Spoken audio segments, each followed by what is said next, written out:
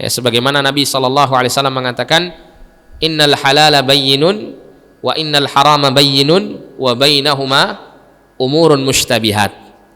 Sesungguhnya yang halal itu jelas, yang haram itu jelas. Ya, wa bainahuma umurun mushtabihat, dan di antara keduanya ada perkara-perkara yang samar-samar, yang tidak jelas halal dan haramnya. Saya mau tanya, apa di dalam agama itu benar-benar ada perkara yang syubhat atau tidak? Ada enggak dalam urusan agama ini yang enggak jelas halal haramnya? Ada tidak? Jawabannya tidak ada, ya, karena di dalam agama semua telah dijelaskan oleh Allah dan Rasulnya, mana yang halal, mana yang haram. Sudah jelas, yang halal jelas, yang haram jelas. Nah, sehingga syubhat ini muncul itu disesuaikan dengan kondisi masing-masing orang. Karena masing-masing orang, tidak semua orang yang bisa memahami agama secara keseluruhan. Sehingga ada di kalangan sebagian orang mengetahui tentang satu perkara itu jelas halalnya, sebagian yang lain tidak mengetahui kejelasan kehalalannya.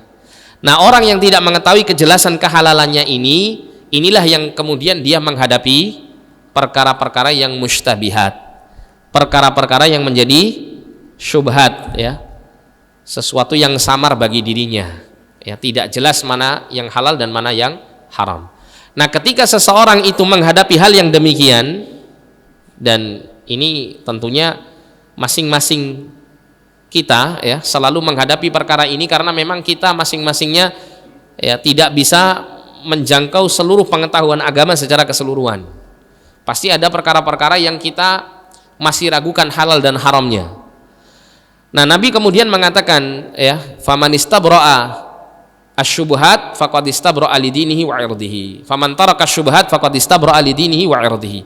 Barang siapa yang meninggalkan syubhat ini, maka sungguh dia telah, ya, menyelamatkan agamanya dan kehormatannya. Wa man waqa'a fi syubhat waqa'a fil haram. Siapa yang terjatuh dalam perkara syubhat, maka dia terjatuh dalam perkara yang haram. Maknanya kalau orang itu sudah terbiasa, ya, menggampangkan masalah-masalah syubhat ini, maka dia akan mudah terjatuh pada yang haram.